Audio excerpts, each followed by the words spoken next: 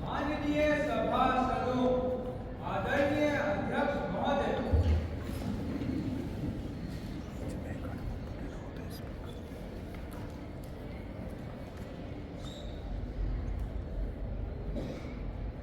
Honorable members, please take your seats.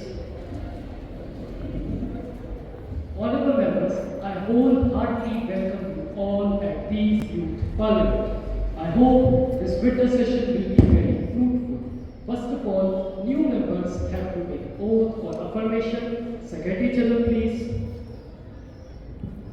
Srimati Priyanka Bhide, who stands elected from the Amravati constituency of Maharashtra, will now take the oath or affirmation.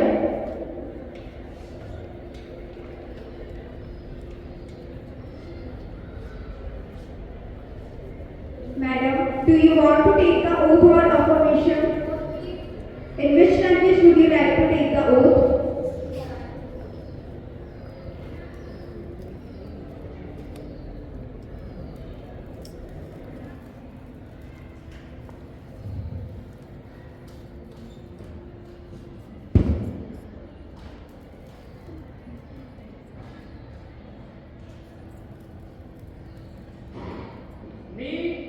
मी प्रियंका भिडे ईश्वराची शपथ घेते, सत्यनिष्ठापूर्वक प्रतिज्ञा करते की मी भारताच्या संविधानावर खरी आणि निष्ठापूर्वक श्रद्धा ठेवेन, भारताची एकता आणि अखंडता कायम राखेन, सार्वभौमता जपेन आणि माझ्या पदाची सर्व कर्तव्ये प्रामाणिकपणे व निष्ठापूर्वक पार पाडीन.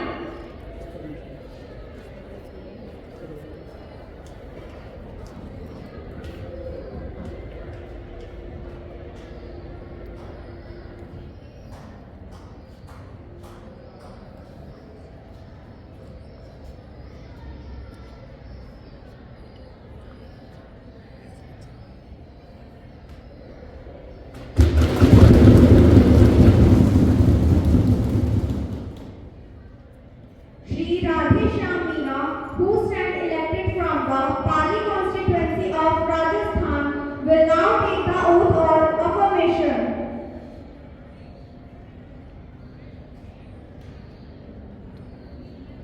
Sir, do you want to take the oath or affirmation? In which language would you like to take the oath?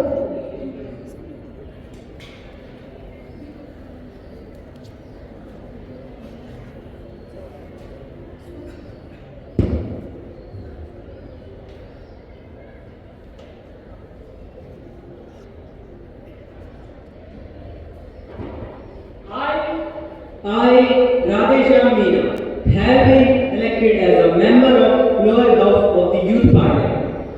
Do hereby swear in the name of God, and that I will bear true faith and allegiance to the Constitution of India, as by law established, and that I will uphold the sovereignty and integrity of India, and I will faithfully discharge the duties which upon I am about to enter.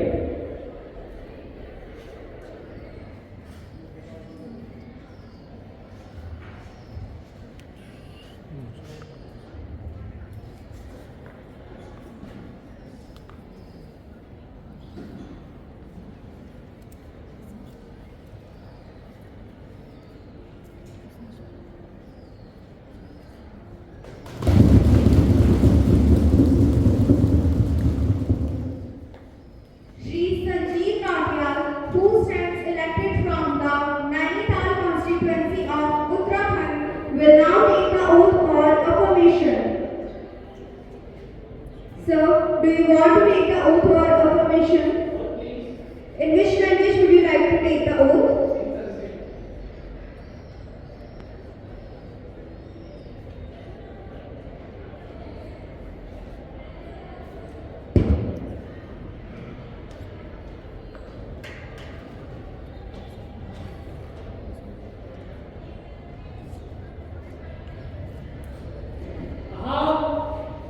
अहम संजीवः लोक्य लोकसभायाः सदस्यत्वेन निर्वाचितः निश्चय परमेश्वरस्य नामस्य यदः विधिना स्थापितः भारतस्य संविधानं प्रति सत्यं श्रद्धां निष्ठां च धारयति यदः भारतस्य प्रभुताम् अखण्डतां च रक्षिष्यति तथा यत्पदं गृहीतुम् अहम् उद्युक्ता अस्मि तस्य कर्तव्यानि श्रद्धापूर्वकं निर्वहिष्यामि धन्यवादः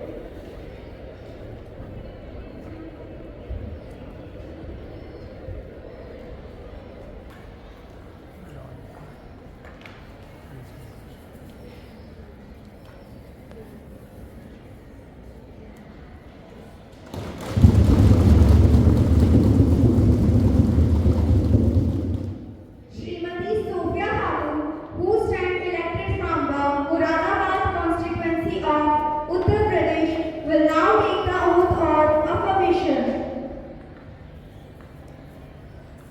Madam, do you want to take the oath or affirmation? In which language would you like to take the affirmation?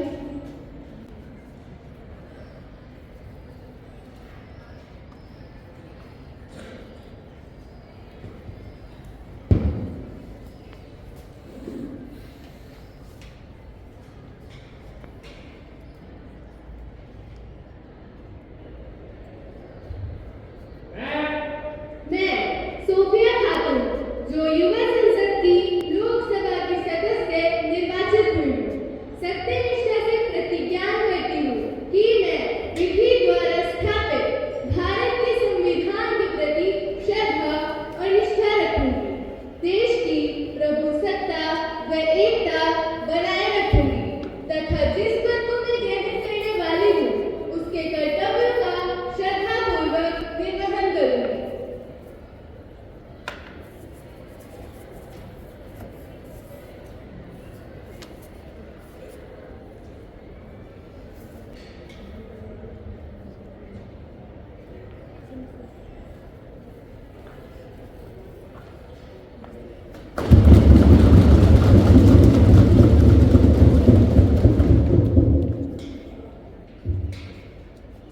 Opportunity reference.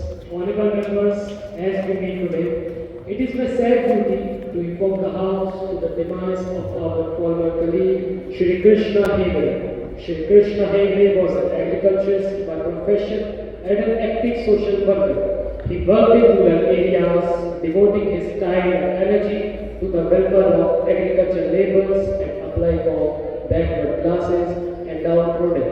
Also, he was a president of Mazdoor Sangh Koppal, an able parliamentarian and effective orator. He took interest in the proceedings of the House. He passed away at New Delhi on 30 October 2025 at the age of 38. मान्यवर मैं स्वर्गीय कृष्ण हेगड़े को अपनी दिल से श्रद्धांजलि अर्पित करने के लिए खड़ी हुई हूँ जिनके निधन से हम सभी अत्यंत दुखी हैं वह एक युवा व्यक्ति थे जो स्वतंत्रता सेनानियों के परिवार से आते थे जिनके पिता ने परिश्रम से प्रतिष्ठा और नाम कमाया था वह अंतिम समय तक हमारे साथ थे और स्वस्थ तथा प्रसन्न दिखाई दे रहे थे उनके सामने उज्जवल भविष्य था इस कारण उनका अचानक निधन हम सबके लिए गहरा सदमा और बड़ी क्षति है मैं उनके परिवार को अपनी और सदन की ओर से संवेदनाएं प्रेषित करती हूँ Sir, I associate myself with tributes paid by you and the leader of the House. I had the opportunity to work with Swargya Shri Krishna Hegde as a colleague. He was a person because of whose lovable nature never annoyed any of us. He was always with a smiling face. He was a very open-hearted person. We have lost a very good social, political, and a good public man. I would like to associate myself and my party in sending our condolences to the bereaved family. Now the House will stand in silence for a while to express our deep sorrow.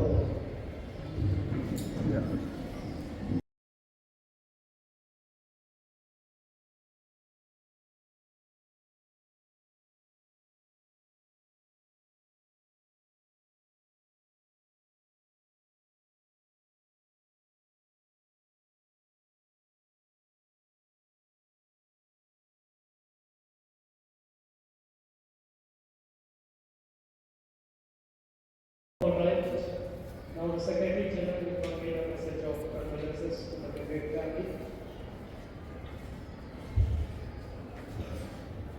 Honorable members, please take your seats. Now I request Prime Minister to introduce new ministers.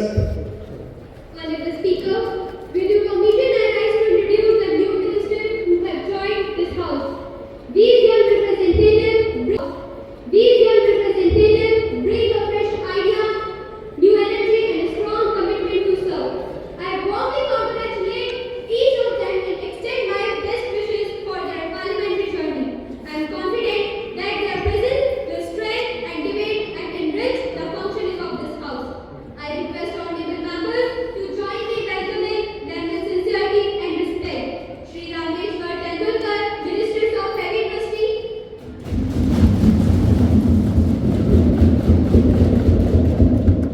Srimati Sujata Mehta, Minister of Civil Aviation. I congratulate new members and welcome you in the House. Welcome to Foreign Delegation. Honorable members, I have to make an announcement. It is my privilege to inform you that we have with us a distinguished foreign delegation from the nation of Fiji. On behalf of August House, I extend my warm and respectful welcome.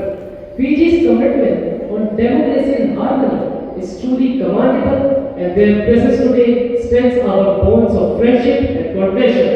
I request all honorable members to join me to extending our sincere greetings to the delegation. May their visit further enhance goodwill between India and Fiji. The honorable members of delegation are Nimola Carlos, Rexina Chaudhary, and Sandy Yadav. Now you may take seats.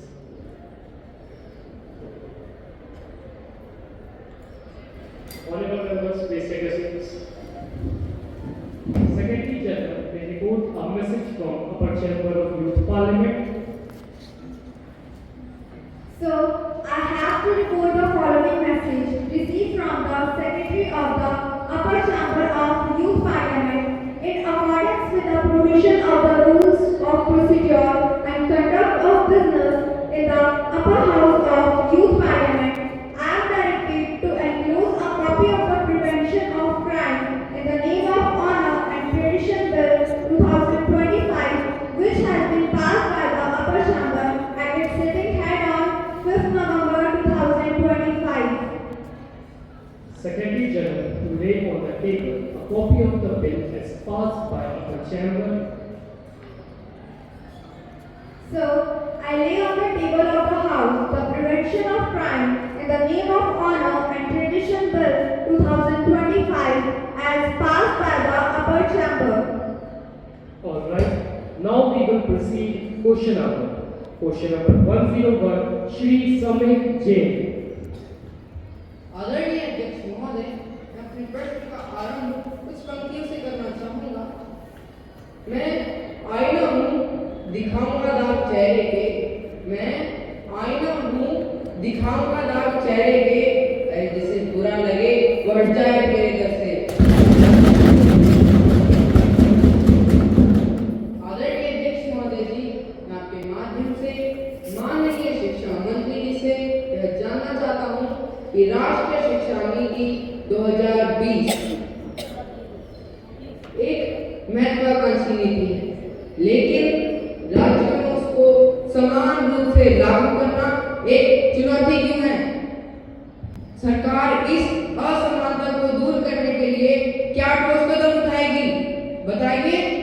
आदरणीय अध्यक्ष महोदय जी, मैं माननीय शिक्षा मंत्री जी से यह भी जानना चाहता हूँ कि राष्ट्रीय शिक्षा नीति में शिक्षा पर जीडीपी का 6% हिस्सा खर्च करने का लक्ष्य रखा गया था, लेकिन यह अभी तक पूरा नहीं हुआ है। इस लक्ष्य को कब तक और कैसे प्राप्त किया जाएगा? Honorable Minister of Education. धन्यवाद महोदय जी। वो समंदर खंगालने में लगे हुए हैं। वो समंदर खंगाल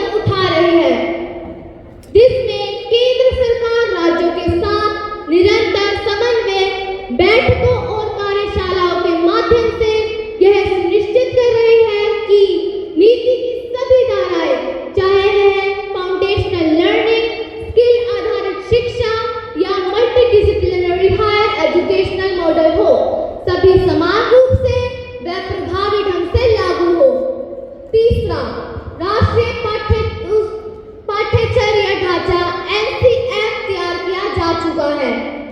राज्यों को अपने पाठ्यक्रम के अनुरूप विकसित करने में विशेष सहायता दी जा रही है, जिससे पूरा देश एक साझा शिक्षा दृष्टि के तहत आगे बढ़ रहा है।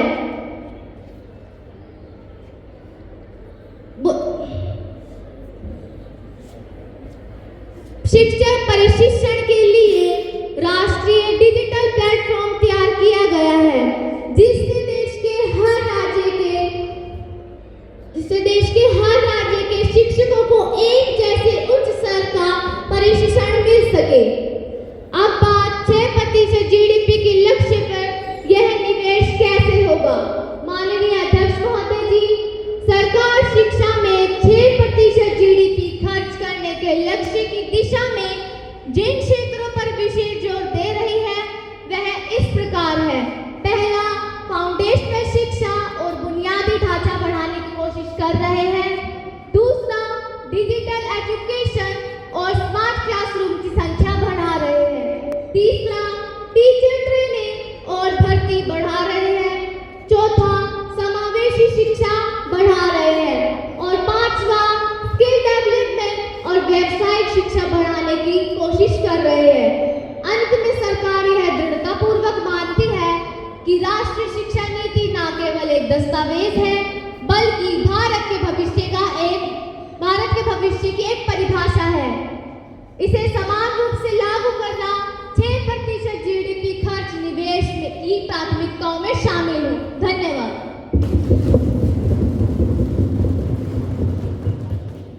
Move to next question. Question number 102, Miss Rupa Ghosh. आदरणीय अध्यक्ष महोदय जी, मैं आपके माध्यम से माननीय वाणिज्य मंत्री जी से यह प्रश्न पूछना चाहती हूँ कि भारत और आसियान देशों के बीच व्यापार संतुलन सुधारने हेतु क्या नई नीतियाँ प्रस्तावित है?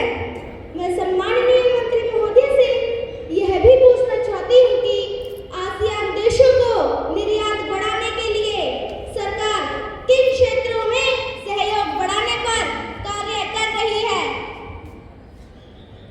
Honorable Minister of Commerce. यत्र राष्ट्राणि मित्रत्वं सम्यक् धारयन्ति वै तवैर्वर्धे लोको निसमीपं सुखमश्नुते। आदरणीय अध्यक्ष महोदय, जहाँ देश आपसी मित्रता को निभाते हैं, वही संसार उन्नति करता है और अपार सुख की प्राप्ति करता है। आसियान राष्ट्र हमारे मित्र राष्ट्र हैं। भारत के साथ इनके संबंध अच्छे होने चाहिए, इसी में हमारी और संसार की हित है।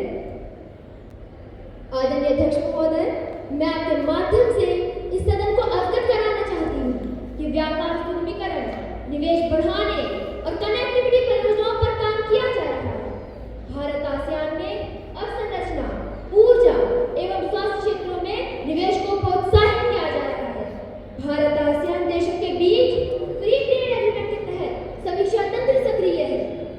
अध्यक्ष महोदय, इसी प्रकार सूचना तंत्र के आधुनिकीकरण, एक्सप्रेसवे और ऊर्जा सहयोग परियोजनाएं जारी हैं। आसियान देशों को कृषि उत्पाद, दवाइयाँ, मशीनरी और पेट्रोलियम उत्पादों के निर्यात में वृद्धि देखी जा रही है। इसी के साथ साथ मैं आपको यह भी बताना चाहती हूँ कि व्यापार सुगमीकरण को व्यापार अवरोध कम करने के लिए नियमित वार्ताएं भी हो रही हैं। धन्यवाद।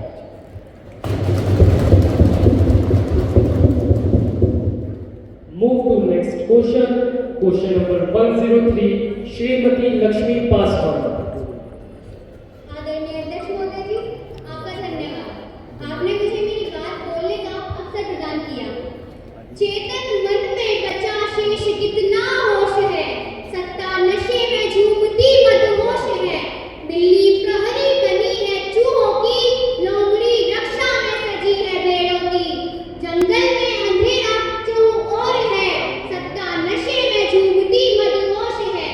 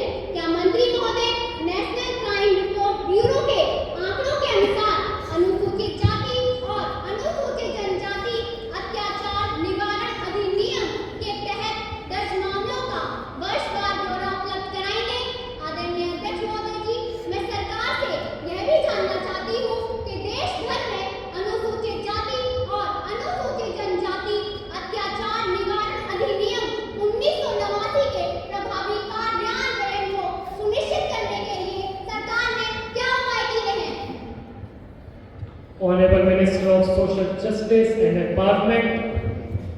माननीय अध्यक्ष, मेरे परम मित्र ने सरकार पे जो आरोप लगाया है, मैं रामधारी सिंह दिनकर जी की पंक्तियों में उसका उत्तर देना चाहूंगा। विपत्ति में विरोध में अडिग रहो, अटल रहो, विषम समय के चक्र में भी साहसी प्रबल रहो। तपा है जो, जला है जो, चमक उसी में आई है, बस एक लक्ष्य साध कर गगन की ओर उड़ चलो। घुटा गिरी अटूट हो, मगर सदा प्रबल रहो। विपत्ति में विरोध में अडिग रहो, अटल रहो, विषम समय के चक्र में भी साहसी प्रबल रहो।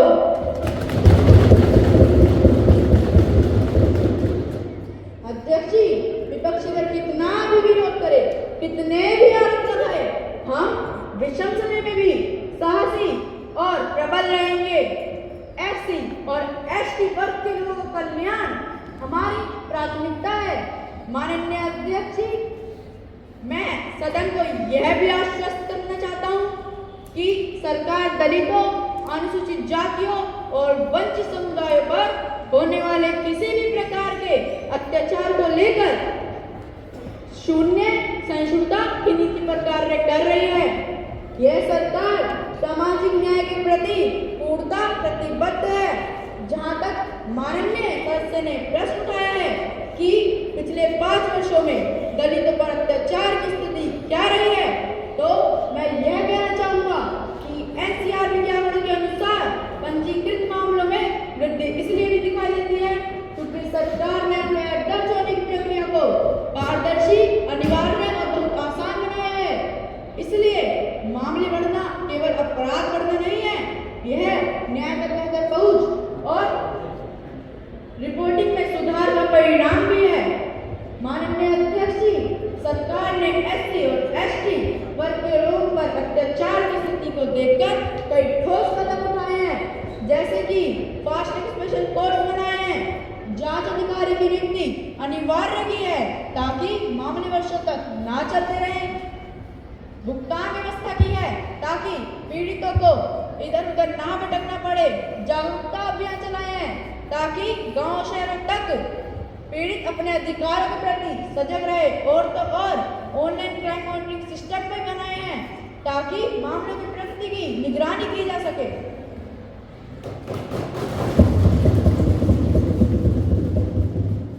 Any supplementary question?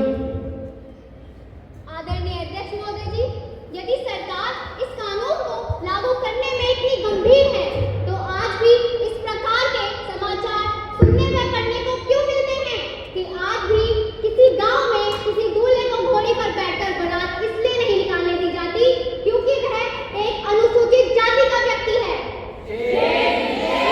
शांत हो जाए मान्य सदस्य, कृपया शांत हो जाए मान्य सदस्य। सदन की गरिमा बनाए रखें। Minister of social justice and empowerment, please answer.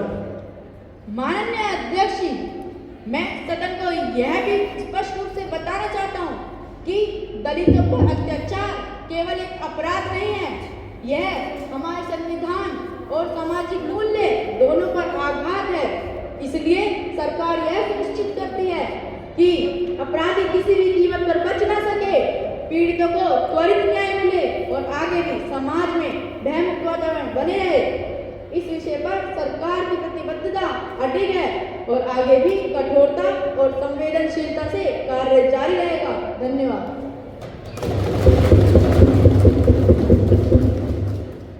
Move to next question.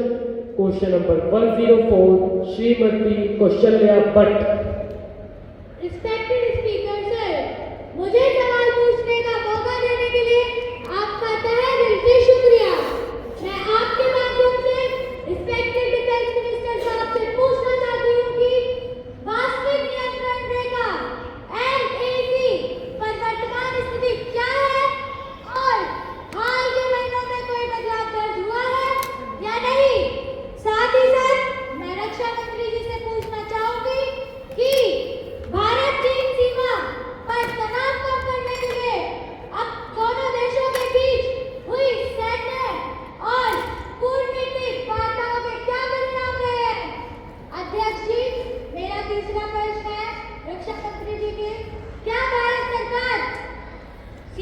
क्षेत्रों में सड़क, पुल और अन्य रणनीतिक बुनियादी ढांचा निर्माण करने के लिए कोई विशेष कदम उठा रही है? Honorable Minister of Defense. माननीय अध्यक्ष महोदय, चीन भारत के अतिरिक्त उसके दूसरे पड़ोसी देशों के साथ भी लगातार सीमा विवादों में उलझा रहा है। उसके इसी रवैये को देखते हुए कौशल्या भट्ट जी द्वारा सदन के समक्ष चिंताएं व्यक्त करना स्वाभाविक है, परंतु आज 21वीं सदी का भारत सतर्क, सजग और अपनी सीमाओं को लेकर अधिक सावधान है। इसलिए मैं आपके माध्यम से सदन को अवगत कराना चाहता हूं कि वास्तविक नियंत्रण रेखा LAC पर स्थिति पूरी तरह हमारे नियंत्रण में है। सेना और ITBP के जवान लगातार क्षेत्र की निगरानी कर रहे हैं। किसी भी प्रकार के एक तरफा बदलाव के प्रयासों को भारत में हमेशा सख्ती से रोका है और ऐसा आगे भी करेगा। माननीय अध्यक्ष महोदय, आज हमारे पास भारत और चीन के बीच अब तक कई दौर की सैन्य कमांडर स्तर की सामान्य तथा कूटनीतिक बैठकें हुई हैं। इन बैठकों का मुख्य उद्देश्य तनाव कम करना और सीमावर्ती क्षेत्रों में शांति बनाए रखना है। कई संवेदनशील क्षेत्रों में डिसएंगेजमेंट हुआ है और शेष मुद्दों पर बातचीत जारी है। माननीय अध्यक्ष महोदय, आज हमारे पास उपग्रह आधारित निगरानी प्रणाली है। इसमें सरकार को चीन के बुनियादी ढांचा निर्माण की जानकारी है। भारत भी समान रूप से तेज गति से सड़कों, पुलों और हेलीपैड का निर्माण कर रहा है।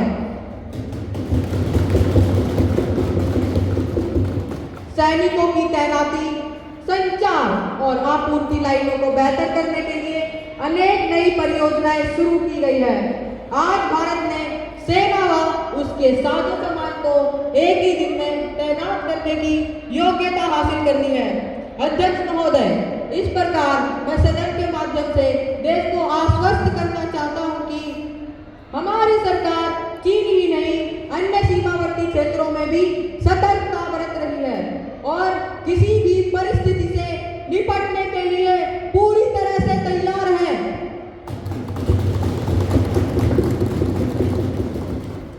Move to next question. Question number 105, Miss Janki Paliwal. माननीय अध्यक्ष महोदय, महंगाई की मार ने कर दिया बुरा हाल। गरीब भी नहीं, अमीर भी नहीं, झेल पा रहा इसकी मार।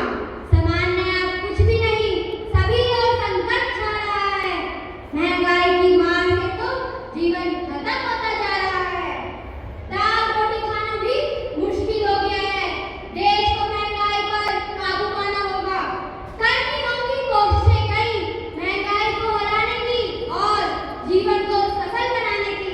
आदरणीय अध्यक्ष जी, मैं आपके माध्यम से सरकार से यह पूछना चाहती हूँ कि वर्तमान समय में गरीब की थाली लगातार सिकुड़ती चली जा रही है और दैनिक मूलभूत आवश्यकताओं की वस्तुओं को खरीदना जनता के लिए मुश्किल होता चला जा रहा है। इस स्थिति से निपटने के लिए क्या सरकार एसेंशियल कमोडिटी एक्ट को और सख्ती से लागू कर जरूरी वस्तुओं की जमाखोरी को रोकने की कोई नई रणनीति बना रही है?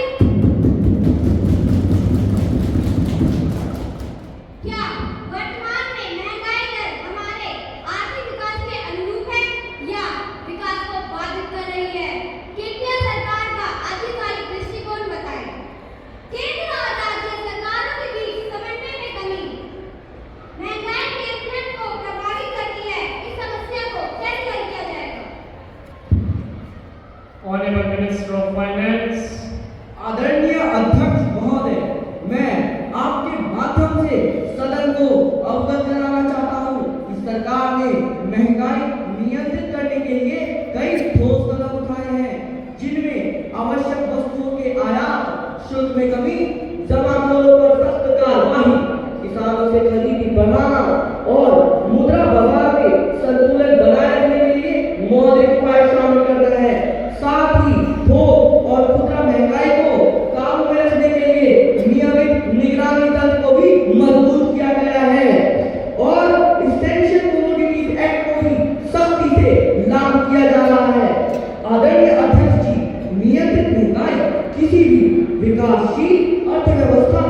सामान्य हिस्सा है, परंतु अत्यधिक महंगाई हानिकारक होती है। वर्तमान में हमारी सरकार का प्रयास है कि विकास की गति बनी रहे और विकास एक महत्वपूर्ण चीज है हमारे भारत के लिए। महंगाई एक संतुलित दायरे में नियंत्रित रहे, इसके लिए राजकोषीय और मौद्रिक नीति में सामंजस्य बनाया जा रहा है। आदरणीय अध्यक्ष जी, मैं आपके माध्यम से सदन को आश्वासन दे रहा हूँ कि हमारी सरकार सभी राज्य सरकारों के साथ लगातार बैठक कर रही है और महंगाई की स्थिति की निगरानी के लिए एक जॉइंट एक्शन कमेटी का भी निर्माण किया गया है, जो लगातार स्थिति पर नजर बनाए हुए है। अंत में मैं सदन को आश्वस्त करता हूँ कि स्थिति नियंत्रण में है और शीघ्र ही स्थिति सामान्य होने की संभावनाएं हैं। धन्यवाद। जय हिंद, जय Bharat. Alright, no more supplementary question, please.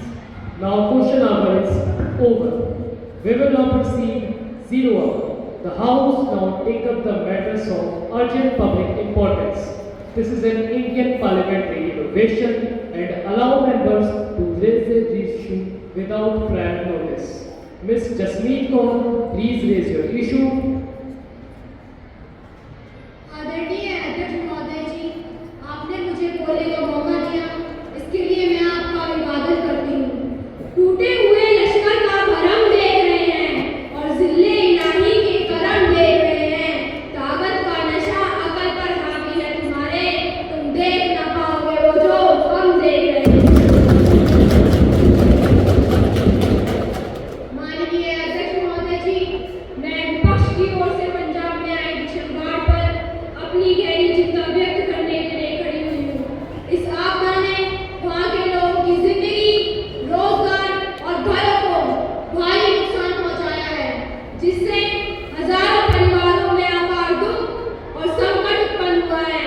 माननीय अध्यक्ष महोदय जी, प्राकृतिक आपदाओं को पूरी तरह रोकना संभव नहीं, लेकिन समय रहते प्रभावी प्रबंधन हर जिम्मेदार सरकार से अपेक्षित है। हमारा मानना है कि राहत कार्यों को और सशक्त किया जाए, समन्वय को और बेहतर बनाया जाए और पर्याप्त और प्रभावित लोगों को तुरंत सहायता पहुंचाई जाए। विपक्ष इस कठिन समय में पंजाब के लोगों के साथ मजबूती से खड़ा है। हम सरकार से आग्रह करते हैं कि बचाव कार्यों को तेज किया जाए, पर्याप्त मुआवजा दिया जाए और भविष्य में ऐसी आपदाओं से बचाव के लिए दीर्घकालिक कदम उठाए जाएं। हम सभी आदरणीय सदस्यों से भी अपील करते हैं कि दलगत राजनीति से ऊपर उठकर पंजाब के लोगों की राहत और पुनर्वास के प्रयासों में सहयोग करें, ताकि वहाँ के नागरिकों को फिर से उम्मीद और सहारा मिल सके।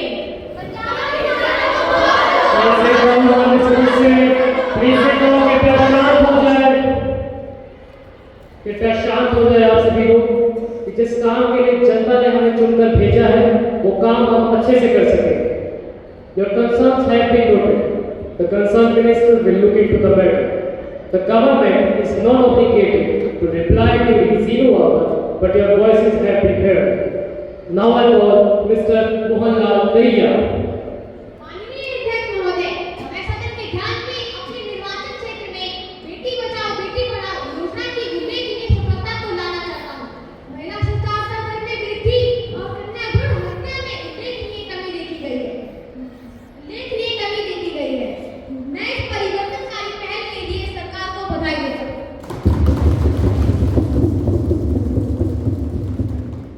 Now I call Shalini Chawla.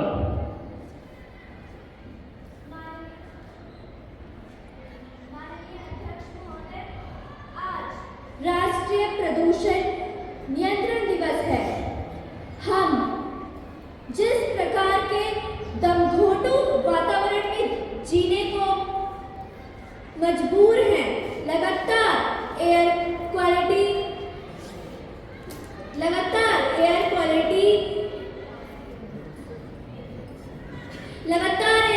Index अत्यंत गंभीर श्रेणी में बना हुआ है। स्वच्छ पर्यावरण सभी का अधिकार है। मैं आज इस सदन के सामने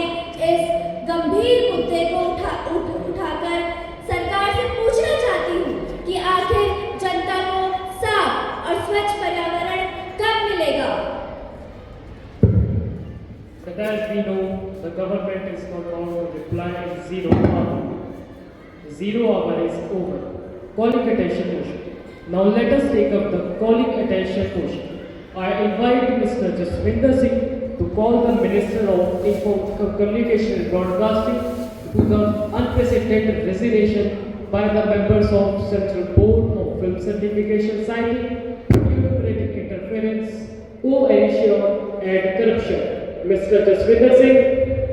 Honorable Speaker, sir, I would like to call the attention of the Minister of Information and Broadcasting to a dramatic development in which Central Board of Film Certification Chief and 8 other members quit citing political interference and coercion. The Chief has started total interference on every film, big or small. In the present instance, the Chief alleged pressure religious groups on a film by a religious leader. The Constitution of India guarantees freedom of speech and expression under the Article 19(1)(a), and the board is an independent autonomous statutory and the body incorporated under the made by the Parliament.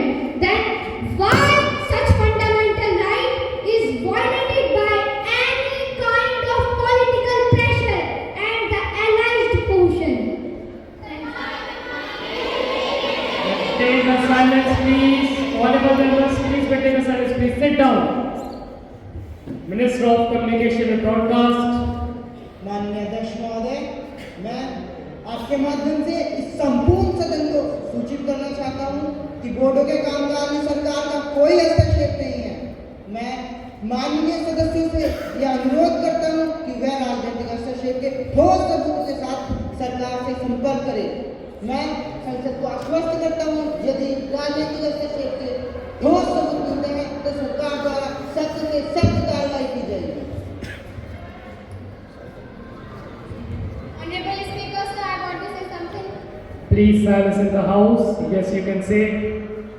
Sir, a serious breach of privilege has been committed by the leading newspaper of Delhi.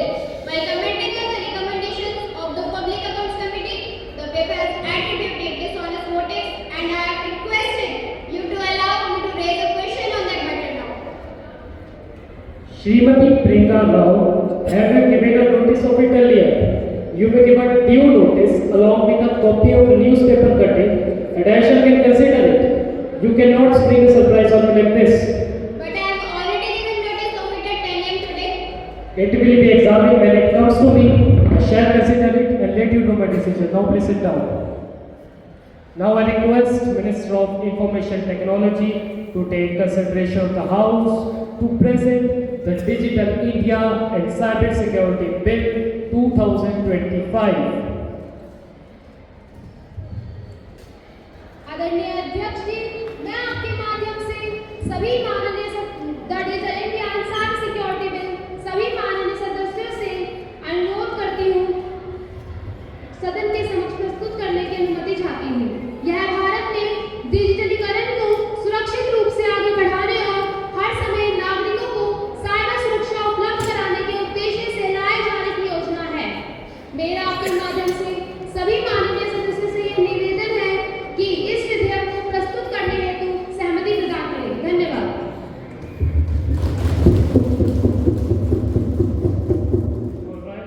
Those in favor will say aye. Those against will say no. I think the ayes have it. The ayes have it. The ayes have it. The motion to present the bill is adopted.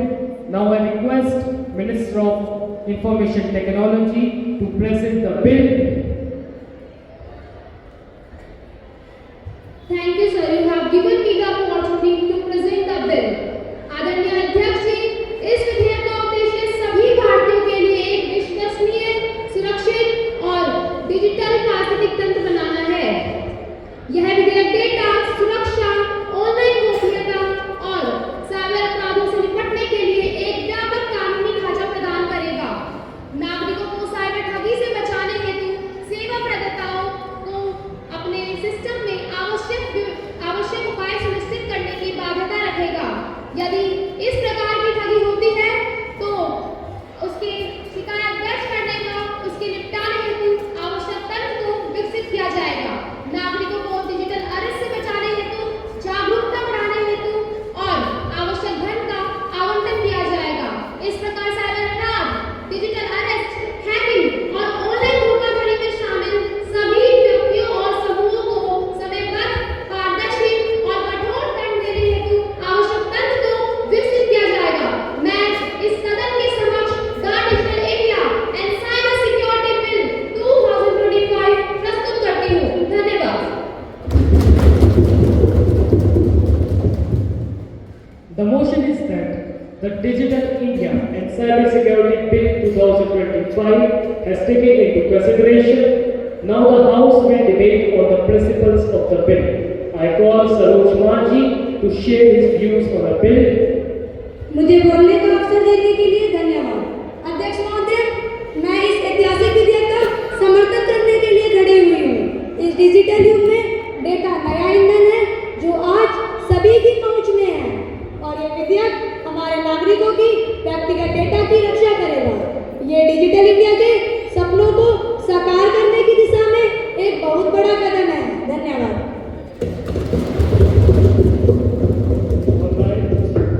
Now I call Mr. Deepak Urao. आदरणीय अध्यक्ष महोदय जी, हालांकि विधेयक का इरादा स्वागत योग्य है, लेकिन शैतान तो विवरण में छिपा है। अध्यक्ष जी, मैं अपनी बात और विपक्ष का मैं इन पंक्तियों से बताना चाहता हूँ। इनका कानून बने एक तरफा, विपक्ष बना है भार, हमारे विचारों पर भी लगने लगे बंदिशों के तार। सभासद भी ना सुने तो कैसे होगी नैया पार। हुजूर, लोकतंत्र में विरोधी भी बहाते मीठे बयान। आदरणीय अध्यक्ष जी, इस विधेयक में सरकारी निगरानी के प्रावधान बहुत व्यापक हैं और इसका दुरुपयोग असहमति को दबाने के लिए किया जा सकता है। इसमें नागरिकों की निजता के अधिकारों का हनन करने की क्षमता है और साथ ही साथ अनुच्छेद 19 का उल्लंघन कर रहा है। हम मांग करते हैं कि विधेयक को आगे की जांच के लिए एक प्रवर समिति को भेजा जाए। Now I call शिक्षा गोटवाल. मुझे बोलने का अवसर देने के लिए धन्यवाद। अध्यक्ष महोदय, जब इनका शासन था तब विपक्षी दल चुप्पी साधे बैठा था, आंखों पर गंधारे की पट्टी बांधे बैठा था।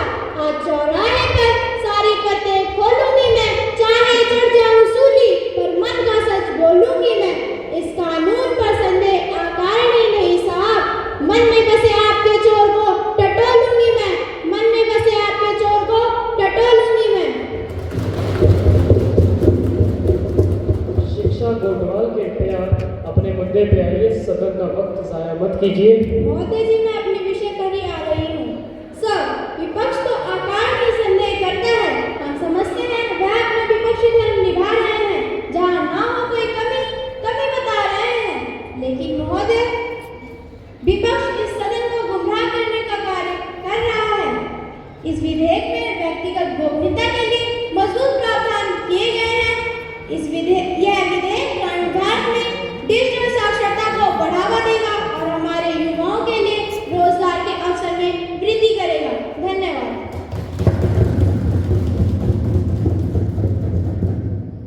Now I call Lakshmipati Sahu. कुर्सी ना हो तो लोकतंत्र की बड़ी बड़ी कस्में खाए, कुर्सी ना हो तो लोकतंत्र की बड़ी बड़ी कस्में खाए, और सत्ता न मिले तो चाटे मिलाए सारे वाले तोड़े चेहरे यूं बदले ये जैसे मौसम की चाल, तोड़े चेहरे यूं बदले ये जैसे मौसम की चाल, जनता पहचानती है इनका सच और मिटाया जाए।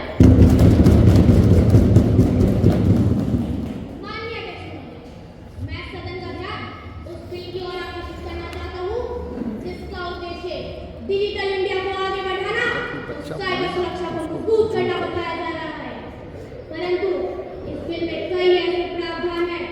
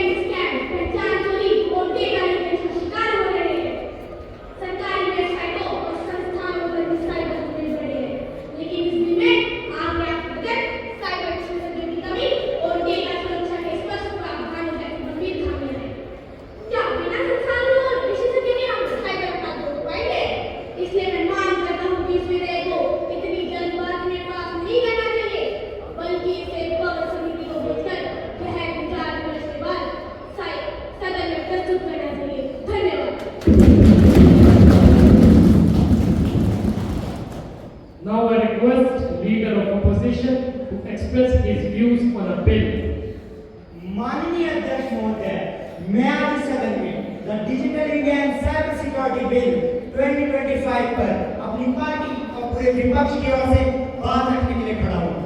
सबसे पहले मैं ये बात स्पष्ट कर दूं कि विपक्ष डिजिटल भारत के उद्देश्य का विरोध बिल्कुल भी नहीं करता। हम ये पूरी तरह मानते हैं कि डिजिटल भारत के उद्देश्य इस देश के विकास, पारदर्शिता और प्रशासनिक दक्षता का एक सबसे बड़ा साधन बन सकता है। परंतु जो विधेयक आज इस सदन के प्रति रखा गया है वो डिजिटल भारत के नाम पे एक ऐसा ढांचा खड़ा करता है जिसमें सुरक्षा से अधिक निगरानी, सुविधा से अधिक नियंत्रण और संरक्षण से अधिक दमन की संभावना छिपी है। डिजिटल सुरक्षा की जहाँ जिम्मेदारी सरकार की थी, लेकिन बोझ नागरिकों पर डाल दिया गया। माननीय अध्यक्ष महोदय, हम पूछना चाहते हैं, डिजिटल पेमेंट इंफ्रास्ट्रक्चर को सुरक्षित रखना क्या सरकार और नियामकों की जिम्मेदारी नहीं? जब बैंकिंग सिस्टम डाउन हो जाते हैं, यूपीआई पर फ्रॉड बढ़ता है और साइबर अपराधी चोरी पकड़े जाते हैं, जब सरकार जवाबदेही से क्यों बचती है? यह विधेयक ऐसी धारा लेकर आता है जो नागरिकों की निजता और उनके डेटा को सीधे खतरे में डालते हैं। धोखाधड़ी रोकने के नाम पे data surveillance, real time tracking जैसे प्रावधान नागरिकों की स्वतंत्रता पे गंभीर आघात करते हैं। आदरणीय अध्यक्ष जी, डिजिटल भारत का विस्तार तभी सफल होगा ना जब ग्रामीण भारत और छोटे व्यापारी और सीमांत उपभोक्ता भी सुरक्षित महसूस करेंगे।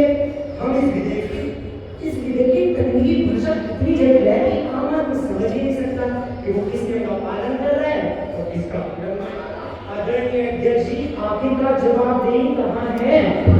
डिजिटल फ्रॉड के बड़े मामले हो, चाहे वो बैंकिंग मामले या अंतरराष्ट्रीय साइबर ठगी, अधिकांश दोषी पकड़े ही नहीं जाते। सरकार के पास ना सशक्त साइबर पुलिस बल आता है, ना पर्याप्त साइबर विशेषज्ञ, ना जमीनी स्तर पे जागरूकता अभियान। विपक्ष पूछना चाहता है कि क्या डिजिटल धोखाधड़ी रोकने के लिए प्रत्येक नागरिक को संदेहास्पद मान लेना चाहिए? अंततः डिजिटल भारत का सपना हम सबका है, पर वो सपना तभी साकार होगा ना जब उसमें जनता का विश्वास हो, प्राइवेसी यानी निजता की सुरक्षा हो और तकनीक का दुरुपयोग ना हो और कानून नागरिकों की सुरक्षा करे, ना कि उन्हें डराए।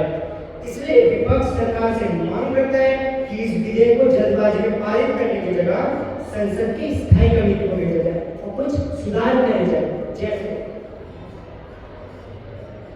डेटा प्राइवेसी और नागरिक अधिकारों की स्पष्ट सुरक्षा गारंटी, साइबर फ्रॉड पीड़ितों के लिए त्वरित क्षतिपूर्ति तंत्र का विकास करने के प्रावधान होने चाहिए। सरकारी एजेंसियों और डिजिटल प्लेटफॉर्म पर जवाबदेही सुनिश्चित करने के प्रावधान होने चाहिए। छोटे व्यापारी और ग्रामीण उपभोक्ता के लिए भी सरल एवं व्यावहारिक नियम होने चाहिए। राष्ट्रीय स्तर पर साइबर सुरक्षा प्रशिक्षण और जागरूकता अभियान की व्यापक व्यवस्था होनी चाहिए। अतः माननीय अध्यक्ष महोदय, हम इस विधेयक का उद्देश्यों का स्वागत करते हुए इसके वर्तमान प्रारूप का विरोध करते हैं और इसे पुनर्विचार के लिए प्रवर समिति को भेजने की मांग करते हैं। धन्यवाद। जय हिंद, जय भारत।